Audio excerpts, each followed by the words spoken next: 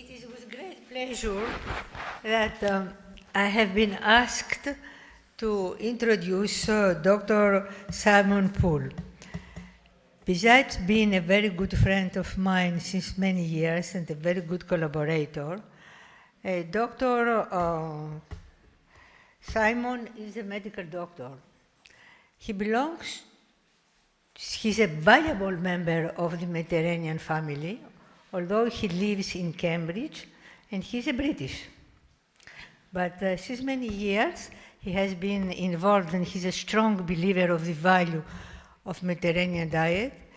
He communicates Mediterranean diet through all the world, and even he wrote a book on Mediterranean diet and olive oil. So Simon, the floor is yours. Welcome.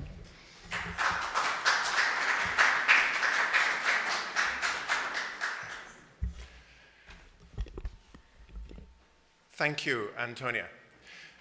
I don't know whether you have an expression in Italy, but this position on the program is called the graveyard slot in English, because everybody in the audience is asleep or they've had a lovely lunch, and we had a lovely lunch. We had a lovely lunch in Florence. Many of us went in, and I think some people were thinking, well, I wonder what this has to do with food values, because we were looking at a beautiful Renaissance museum. But actually, of course, it has everything to do with food values, because food is part of a social experience in the Mediterranean, part of a community experience, and today, this morning, we enjoyed an enormous amount of conviviality and company, which of course derives from with bread, compane. We enjoyed that together and went on and had a lovely lunch. So we were reminded of the importance of food and conviviality.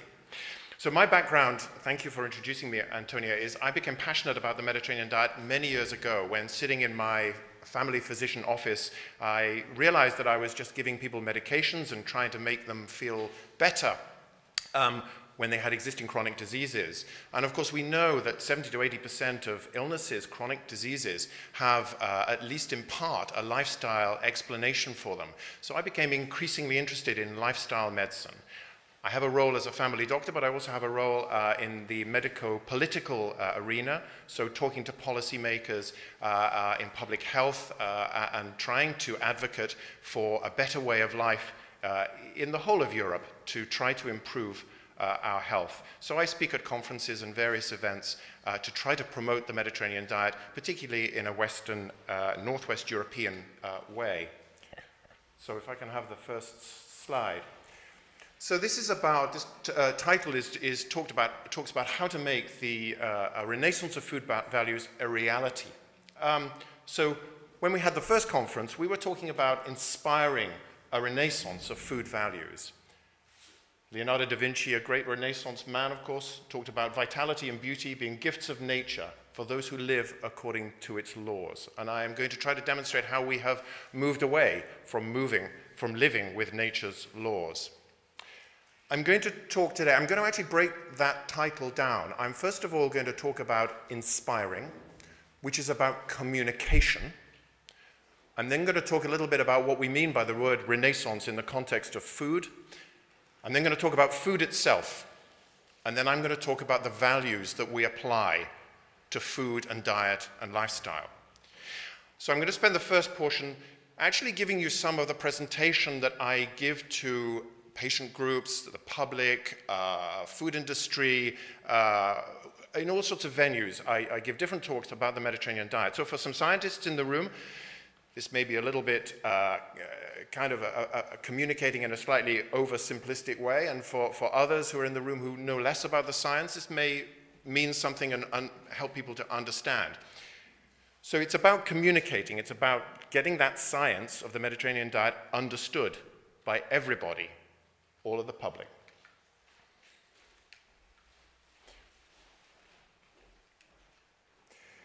So, we need to inspire behavioral change through positive communication. It's about communicating positively. We've heard yesterday about the fact that diets are often described in a very negative way. Diet, D-I-E-T, of course, comes from the word, as we heard yesterday, the Greek word meaning way of life. But I think in most of the world, we think about diet as being dare I eat that? Dare I eat that? So we have to inspire and help people to understand that actually there's a positive message about diet and lifestyle, that really people can make a difference. So I wanted to quote Aristotle because I think there are some people in the audience who are great enthusiasts for Aristotle, who said, educating the head without educating the heart is no education at all. And we have an urgent need for change. This is a small slide, so forgive me, you won't be able to see it, but this is an increase in all sorts of chronic diseases that we're seeing across the world, projected forwards to 2030, 2050. Increase in hypertension, high blood pressure, increase in obesity, increased diabetes, increase in cancers, increase in cardiovascular diseases. And at the last conference, Professor Daniele Del Rio talked about the trillions of dollars, trillions of euros that are going to be spent over the next 10, 20, 30 years to combat the increase in chronic diseases. There is an urgent need to change. And part of that is because we live in an environment that is very difficult to make healthy choices. This slide shows many, many brands which are familiar to us, all controlled by a very small number of big global players who have huge influencing power at government level. We have processed foods in abundance, easily accessible. And we have, here is an aisle in a supermarket in the UK where we have lots of colourful candies, lots of colourful, attractive, unhealthy foods which are at the level of a child when they are queuing. The idea is that the child will convince the parent that this is the beautiful food that they want to eat. And I would suggest that we live in a dark age at the moment. We live in a dark age of nutrition. So the Renaissance is actually quite relevant because for the last 40 to 50 years we have been increasingly consuming unhealthy, processed foods. Here is a high sugar content smoothie that's manufactured in the UK that claims to be 3 of your 5 fruit and vegetables a day. So it's sold as a healthy product. In fact, it's very unhealthy. It's full of sugar. These are newspaper articles about screaming headlines about the latest research, which actually distort the science. Here is a website from a food fad talking about the miracle of green algae. Green algae is something that occupies fish tanks. You know, it's the green stuff, and this is supposed to be the miracle algae which will cure everything. We live in fast food environment, very obesogenic environment. I love this slide. This is, for those at the back, this is a fitness center with some escalators up to the top if you can't be bothered to walk up the stairs. And then we try to solve the problem by, forgive me, I'm having trouble with the slide. We perceive the problem in the end to be that we need to supplement with lots of supplements and additives, and this is ultra cranberry, which will help your heart apparently, and then there's something to improve your sex life, and then there's garlic in a capsule and omega-3s, all sorts of things for which there is very little evidence. So we end up being confused, eating unhealthy things and trying to supplement ourselves with pills for which there is no evidence that they help or work. We are also very disconnected from the food production systems.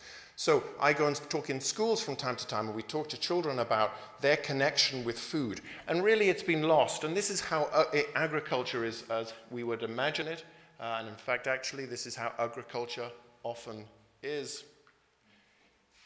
But there's good news, I tell people in my talks. There's good news.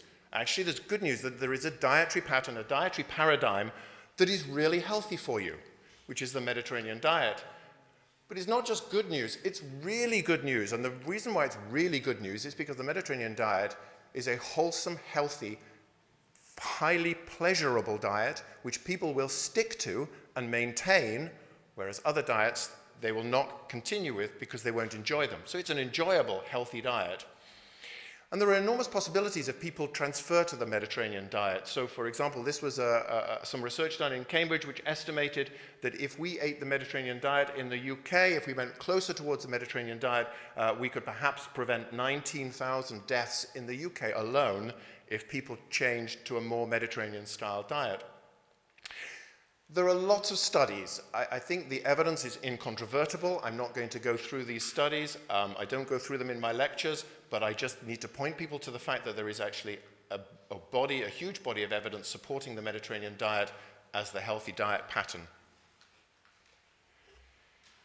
It's a recipe for wellness. So it is associated with a reduced risk of all of these illnesses. It's associated with a reduced risk of cardiovascular disease, stroke, obesity, diabetes, cancers, Alzheimer's, Parkinson's, inflammatory conditions, reduces the risk of early death, improves well-being. There's some studies which show that people feel better on it. Quality of markers of quality of life improve, and there are improved markers of aging, even on a DNA level, to show that the Mediterranean diet is the gold standard healthy diet.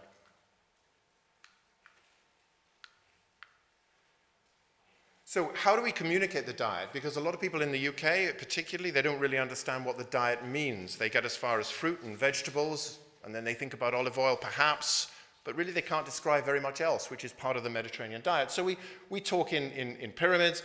Here's a pyramid, which is the Mediterranean Diet Foundation in Spain. I have the privilege of going there next month to talk about the revision of this pyramid to make it more user-friendly.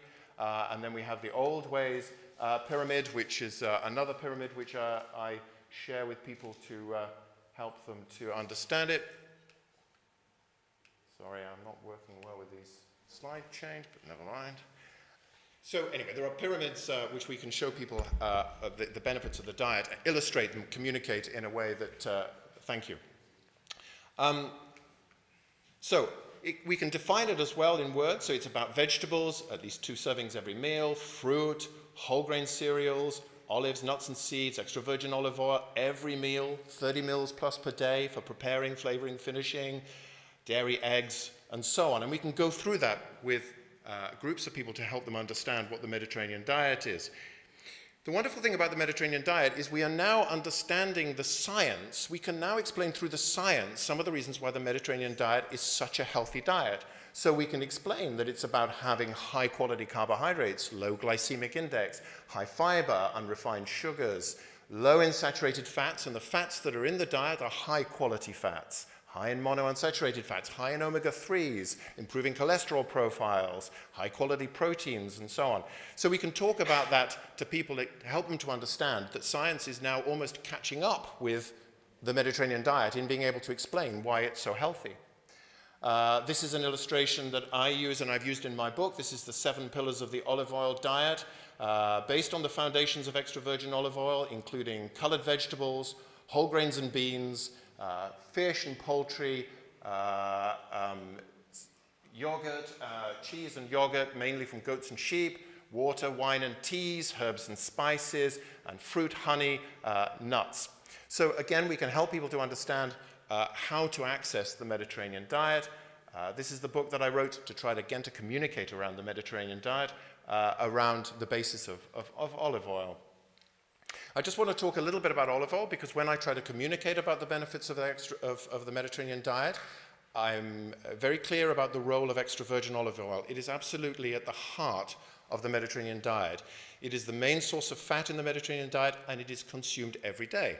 I don't need to tell you that. Here I am in Italy, one of the homes of olive oil, but people in northwestern Europe and the States need to understand that.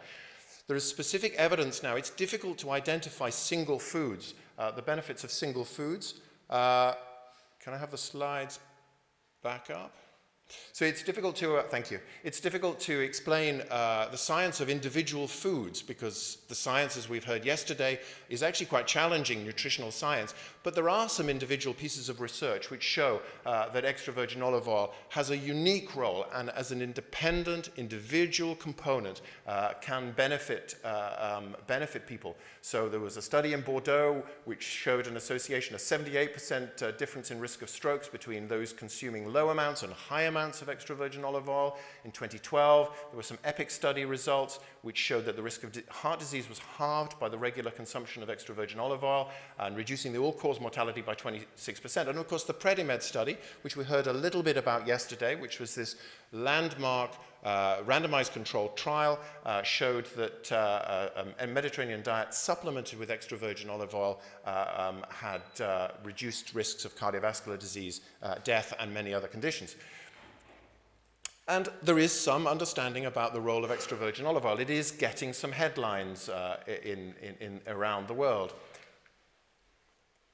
But there's more to extra virgin olive oil. There's actually quite a lot to understand about extra virgin olive oil. So again, when I'm trying to communicate, try to explain to the general public about why to adopt a Mediterranean diet rich in extra virgin olive oil, I take them through an understanding that it is a monounsaturated fat, which helps you feel satisfied, which improves your cholesterol profile in terms of your LDL cholesterol and your HDL cholesterol.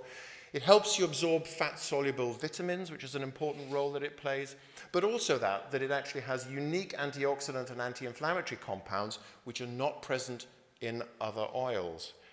In northwestern Europe, there is a tendency, and certainly in the States, to encourage people to have rapeseed oil, which is known in the States as canola oil, because it's a monounsaturated fat. The promoters of canola oil suggest that it has a higher smoke point than extra virgin olive oil, and therefore it is better than extra virgin olive oil because it won't smoke as you cook it.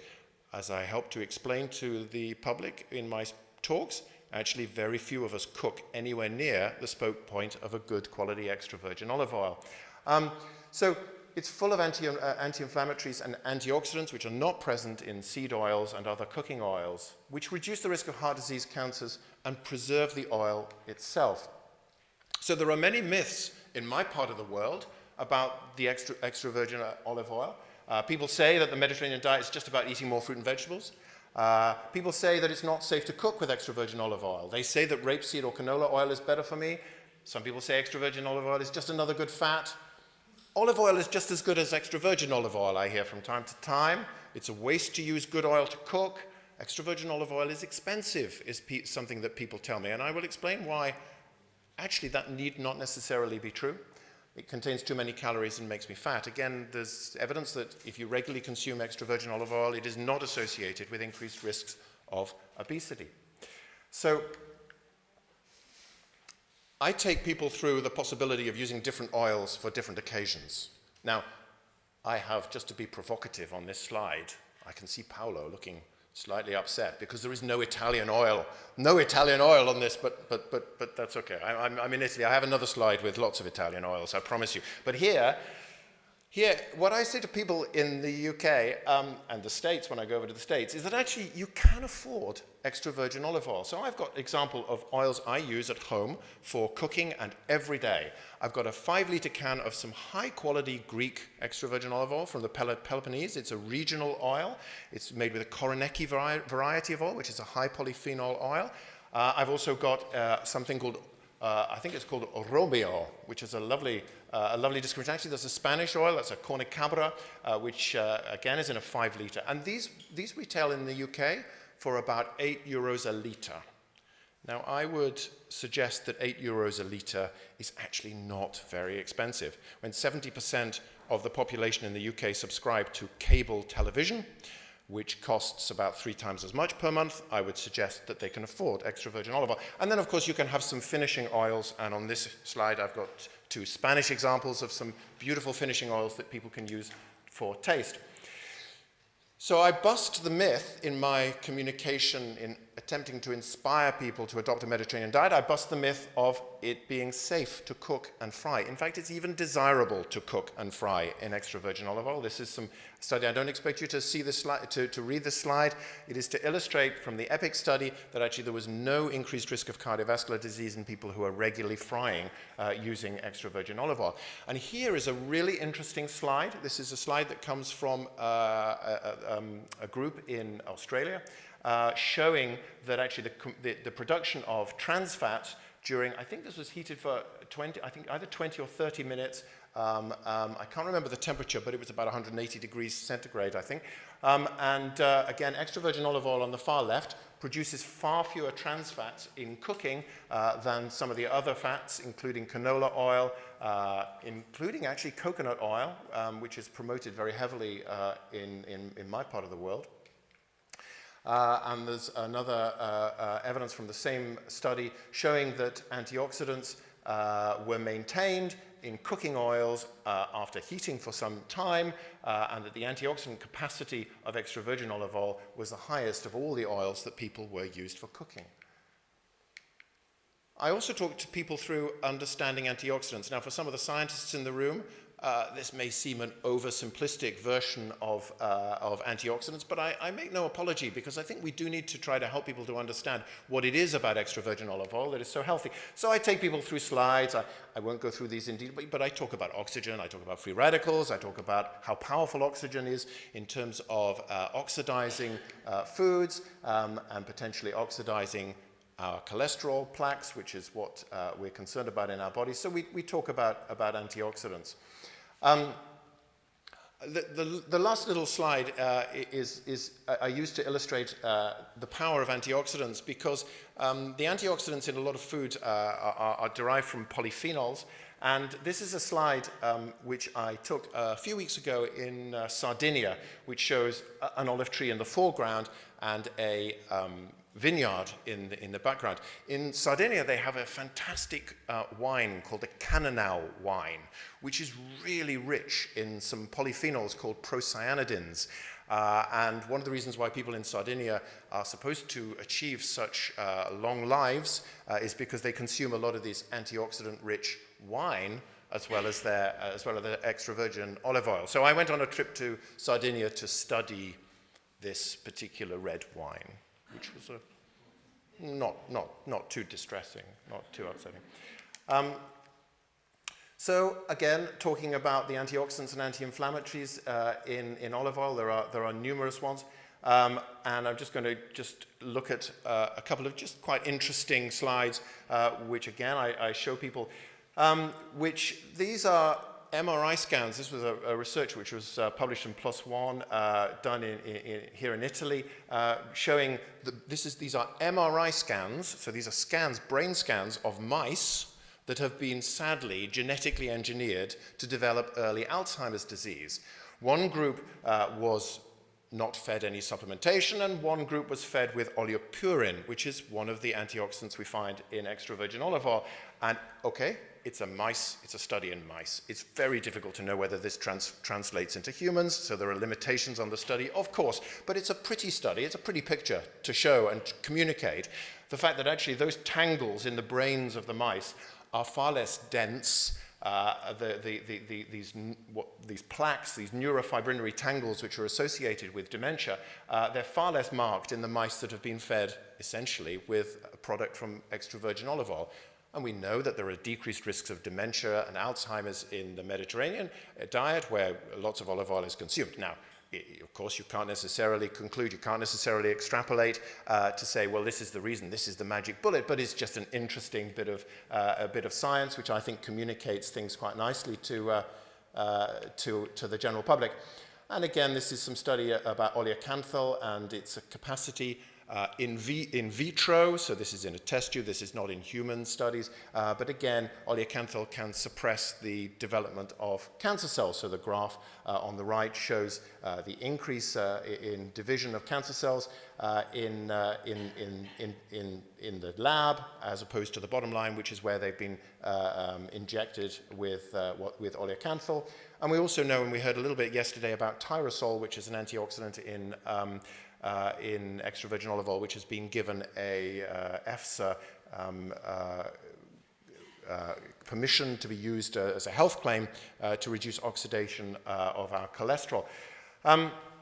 So it's not just as simple as whether or not we use extra virgin olive oil. It's about the compounds within extra virgin olive oil. And again, in communicating this, we need to talk about the importance of extra virginity, the profile of olive oils.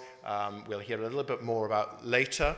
And we're very privileged to have Professor Perry here, who may mention olive oil in his talk, and he's done a lot of studies about how to harvest and process and how to grow olive trees, a variety, processing, time of harvest, irrigation and stress, possibly organic nature, how you store it, all contribute to the quality, the antioxidant levels in particular in extra virgin olive oil. And those antioxidants, again, we'll learn a little bit later how they confer the peppery taste. So all this is fascinating education, and people really are inspired and really interested in this when you get that information in front of them.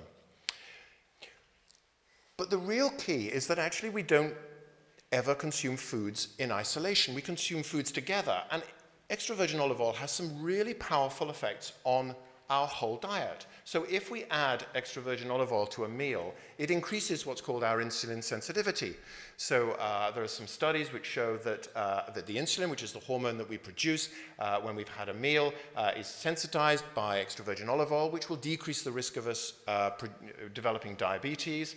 So it decreases the glycemic load of meals, so it slows down meals. So people in the UK, for example, and the States are saying, I mustn't eat pasta because it's a carbohydrate and it has, this glycemic, stuff. It causes this big rise in sugar levels in my blood. So the answer to that is say, well, take your pasta like the Italians do. Drizzle some extra virgin olive oil. It changes the glycemic profile of the carbohydrate. It increases satiety, so people are more satisfied when they've had a meal with extra virgin olive oil. There are some elements that combine to lower blood pressure. The antioxidants in the extra virgin olive oil protect it when you heat it at temperature to allow you to safely cook in extra virgin olive oil. There is some really interesting information about adding olive oil to meat. So we know that when you cook meat, over time it will produce compounds called heterocyclic amines, which are implicated in bowel cancer. And there is some very elegant research to show that if you marinate the meat in extra virgin olive oil, perhaps with garlic and red wine and herbs, you actually decrease by perhaps as much as 80% the formation of these heterocyclic amines. The other thing about omega-3s in fish, omega-3s are polyunsaturates. They're very useful fatty acids. They tend to have a very low smoke point. If you cook them in extra virgin olive oil, there is some interesting research which would suggest that you protect those fats from the heat by coating them in extra virgin olive oil. And olive oil itself improves the absorption of many fat-soluble antioxidants in the cooking, in your vegetables, for example. So this is something that really people are interested in, people really understand, and when I have longer to take them through it, because I'm a bit pressed, so I'm rushing through these slides a little bit, but we talk and we discuss and we debate how the Mediterranean diet can be brought into your everyday life. And it's these kind of things that we can try to encourage people to do, to understand, value, and celebrate food, to enjoy scratch cooking, to start with ingredients, to keep things relatively simple, use the pyramids, know what to buy, combine foods beautifully, and understand the common themes of the Mediterranean diet. And we can take foods, and we can take ingredients, and then we can build recipes for people, which I've done on some websites, including the Olive Oil Diet book website. So that is the kind of way. That's the inspiring bit. That's the communication bit. And I think that's how we should be communicating to the general public how we can really build a healthy diet and how there's some really interesting science and some interesting scientific clues to understand why it's so good for us. And people actually go away from these talks. I mean, I was originally asked to talk to the public because I was talking to patients in my consulting room, and people said, we want to hear more about this. And people come away from it and they come back to my office after some of these public talks and they say, I've really changed my lifestyle, I've really changed my diet. And I see changes in my patients when they come back having made these dietary adjustments. I see changes, they're better, they're healthier, their blood pressure may be lower. Of course, that's not a scientific study. Anecdotally, it certainly works. So I talked earlier about the fact that we are in the dark ages with all our heavily processed foods. And I want to talk about the Renaissance now. The Renaissance bit about the message that we want you to go away with, inspiring a Renaissance in food values. So Galen, of course, was one of the first early philosophers in ancient times who recognized the value of food and food as medicine, of course, Hippocrates as well. Ansel Keys in the 50s and the 60s. This is a picture of him in Nicotera or Nicotera? Nicotera, thank you. I've been on a pilgrimage to Nicotera to see where Ansel Keys, some of the places Ansel Keys worked. Ansel Keys started to discover about the benefits of the Mediterranean diet. This is as we begin the Renaissance, this is some evidence that's come out. British Medical Journal in 2008 talked about a meta-analysis. I don't know who the author was. That's some author. Anybody recognize Professor Sophie? Do you recognize that paper? It's a Professor Sophie paper. So this was Francesco Sofi's paper in 2008 talking about the Mediterranean diet and its effect on health. This graph is to remind us about the Predimed study, which again is bringing us out of the dark ages to show us what dietary patterns can help, and a graph showing the reduced risks of cardiovascular disease and mortality when you adopt a Mediterranean diet supplemented with nuts and extra virgin olive oil. And finally, it's been recognized by the United States Dietary Advisory Committee as being a pattern of diet that can be healthful. And I think that is a real breakthrough. The Americans are recognizing and understanding that the Mediterranean diet is a healthful and healthy way of life. I'm not going to read this out, but this is the wisdom of the past. And this is about the Renaissance. This is going back to the traditional diet. So this is the UNESCO definition of the Mediterranean diet, which is really important. So I haven't got time to read it through, but it's about a set of skills, knowledge, rituals, symbols, traditions concerning crops, harvesting, fishing, etc. And it really reminds us of the times of the past about how the wisdom of the Mediterranean diet and the traditions around that were really important. And we have lost values. We have lost values which we need to rediscover, just like the Renaissance is enlightenment and rebirth. We need to understand this food as being part of our intangible cultural heritage, food valued in our social experience, skills in our food production and preparation. We're losing artisanal food production. Nutritional values of foods are diminishing, and again we'll hear about the issues and problems with grains that are being lost in terms of their nutritional value, and the values of local sustainability we need to rediscover. So there are values at risks. There are the small producers taking pride in what they produce. There's the social experience of eating, and also there's the cookery in schools, the education, which we are rapidly losing in some parts of the world. Cooking, nutrition, home economics, as it was called in my country, are off the agenda, which I think is terribly sad. So that's why we need a renaissance. So we've done inspiring, which is communication, and communicating some of the science. We've done the Renaissance, about why we need a Renaissance, and now we need to talk about food and then values.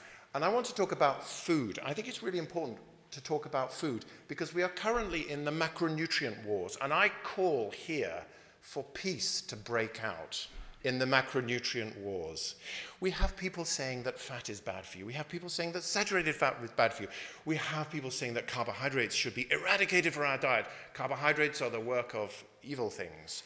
We have people saying that proteins are...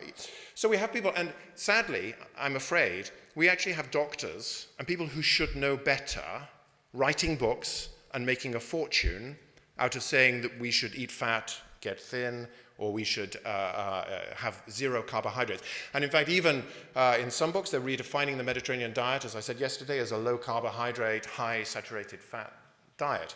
But of course, there's more to food. None of us eat saturated fat. None of us eat carbohydrates. We eat food. So for example, a carbohydrate. Let's think of a carbohydrate. We can think about the difference between white bread and the kind of bread which has got old grains, ancient grains that are nutritionally better for us. It's about the quality of the carbohydrates. We can think about fructose corn syrup, which is a carbohydrate in Coca-Cola soft drinks. We can compare that with the simple sugars in honey. Honey is nutritionally far better for us than the simple sugars in Coca-Cola. We can talk about saturated fat. Let's talk about cheese. Cheese contains saturated fat. So we think, okay, so I shouldn't eat cheese? Actually, cheese is far more complicated than just being saturated fat. It's not just a lump of saturated fat. So for a start, the cheese of sheep and goats contains different fatty acids, which probably have a different effect on our cholesterol level. It also, particularly if it's unpasteurized or it's aged, it has an effect on our gut microbiome, on our gut bacteria, which is different. So fermented products actually have a decreased risk of developing diabetes, and that's been demonstrated. So some saturated fats, some fermented products. So saturated fats are different. They are more subtle. It's more nuanced. It's a more difficult argument. So let's talk about food. We can talk about cheese. Cheese in moderation can very much be part of a healthy diet. Protein. It's about your choice of protein. So protein is neither bad nor good. You can have protein in red meat, and actually if we consume too much red meat, it's probably associated with an increased risk of cancers, some certain cancers, but we can choose our protein. So we could choose the protein in fish, which of course doesn't just contain protein, it actually contains omega-3 fats, which again we know are good for us. So let's please talk about food. Let's not talk about macronutrients. Fake news. There's a lot of fake news about. We hear about fake news all the time. That there are people claiming that if you follow my diet, you will be cured of all sorts of illnesses tomorrow, and we need to eradicate that. There are dangers of fads and money. We know that. We see diets coming, we see diets going, people are making money from them, people are writing and blogging and selling all sorts of products based on them. We also need to talk about foods combined. So it's not just about macronutrients. It's not even about single foods. It's about, as we've heard with extra virgin olive oil, how you combine your foods together. They have a different impact when we take foods in combination with each other. We don't generally eat foods in isolation. Alcohol is an example of that, for example, because alcohol does have an increased risk of some cancers, particularly of the upper gastrointestinal tract. But drinking alcohol with food as part of a meal in moderation in a Mediterranean-style diet, as Professor TRICHOPOULOU said yesterday, is perfectly compatible with good health. We have a complex internal environment. I always ask my audience who they think eats their food. Who eats your food? So, of course, we don't eat our food. It's our gut bacteria that eat our food, and we eat whatever our gut bacteria fancy leaving to us at the end. So we have a complex internal environment. There's also a sense that actually many scientists agree about what is healthy and what is... 5 more minutes? Is that okay? Yeah, there are scientists who agree about what we should be eating, which is fundamentally a plant-based diet, Mediterranean-style diet. So actually, although there's a lot of noise, there are groups of people who are getting together, like, for example, an organization in the States called the True Health Initiative, which describes the fundamental principles of a diet which can be healthy. We need to talk about real food, hashtag real food. We'll get trendy and we'll do a bit of Twitter today. So we need to talk about real food.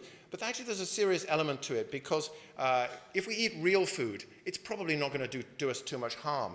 There's an author in the States called Michael Pollan who wrote a very good book called 10 Food Rules. And one of his rules was, don't eat anything that has in it something your grandmother would not have recognized. And when you imagine the processed foods and you have a look at what's in them, there are all sorts of things that your grandmother would not have recognized. So don't eat them. Eat real food. We need to increase food literacy. That's one of my passions. We need to increase people's understanding of how to prepare and how to consume food healthily. Which brings me finally onto the values bit. So we've done inspiring, we've done the Renaissance, why we need a Renaissance, why we need to educate people again into the wisdoms of the past. We're talking about food now, we're talking about food and getting clear about that, and I want to talk about values, because food values is really important. Malnutrition is an unaffordable global problem. There is a real urgency that we achieve change. And malnutrition can mean different things. Malnutrition can mean something in an impoverished part of the world where people are struggling to eat, and malnutrition can be a problem equally in affluent societies where people are getting the wrong types of nutrition, which is causing them to get chronic diseases. And it is simply unaffordable. We need to think about the value we place on our food in terms of sustainability, and we know that the way in which we're eating at the moment and the way in which the world will increasingly eat over the next few decades is not consistent with our planet surviving climate change. We need to talk about the cost of convenience. So we have convenience foods, but what is it costing us? What is it costing us socially? What is it costing us individually in terms of our health? There is a cost of our convenience society.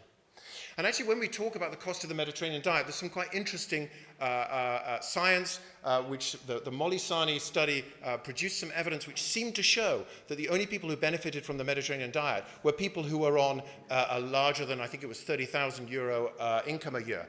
But on the other hand, there was a beautiful study from Rhode Island which showed that if you taught people to cook and gave them fresh ingredients, the Mediterranean-style diet, even with extra virgin olive oil, could be cheaper than the convenience diets we have at the moment. The value we place on food, I would say we get what we deserve. And most of us who shop in supermarkets and buy highly processed foods deserve the unhealthy products we get because we often don't value food enough. We have producers who are not being supported because there are discounts on often very unhealthy products as opposed to the fresh products, as opposed to the fresh vegetables and so on.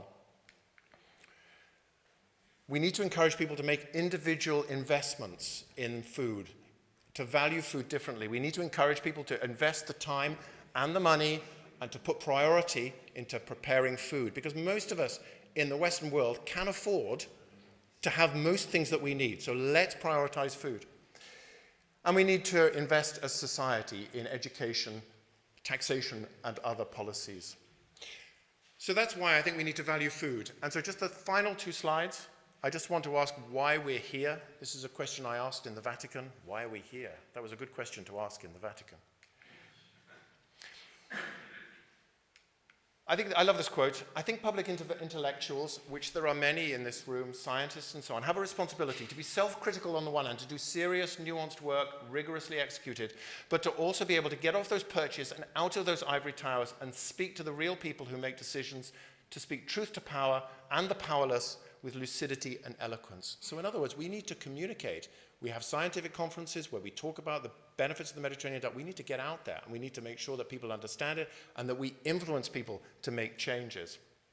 So today, I would like to suggest that we need to do more than just sit here and think, yes, everybody should be consuming the Mediterranean diet, and here are the interesting scientific reasons why. In the Vatican Conference, we produced a statement which is on the website, on the Pontifical Academy's website. The statement is there as a report of the proceedings, where we called upon the need for us to invest in education, for us to invest for policymakers to make taxation policies changes, and for the food industry to take great responsibility around the food that they're producing. And as was said at the beginning of this conference, I think what we should do, I think it would be good to produce a letter, a respectful, polite letter to the G7 leaders who are meeting in Milan in about 4 weeks' time to request that they look to investing far more in education about food values, educating the new generation in the importance of eating well, of regarding food properly, and making any taxation policies possible, which will actually change the way in which people eat so that they are directed towards a more healthy form of eating. So in the next few days, I'm going to compose, with help and support, a letter which we are going to get signed not just by people here, but I hope by influencers across the world, to address the G7 leaders, to ask them to make some of these investments, to draw their attention to the importance of food values. So I'm sorry I've been a very long talk, and forgive me. I hope it wasn't too long, but thank you.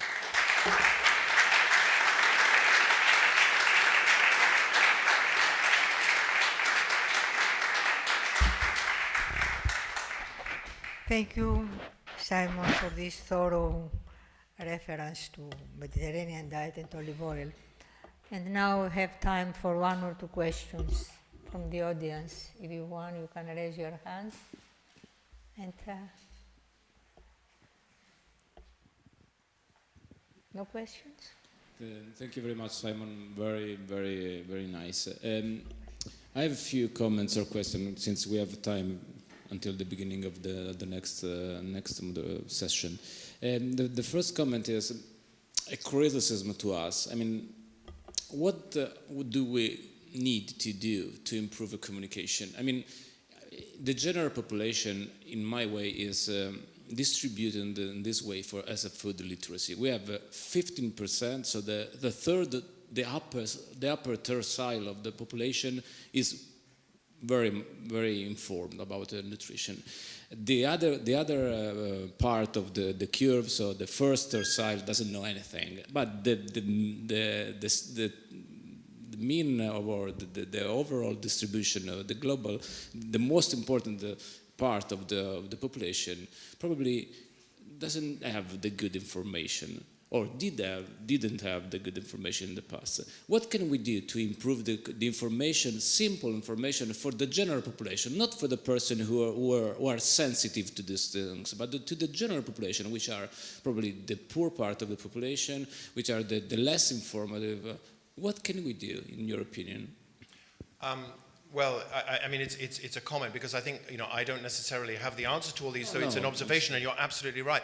I mean, my feeling would be that that we need to, first of all, start communicating really well as scientists and as doctors. I mean, I'm a doctor, and doctors have a shameful level of expertise.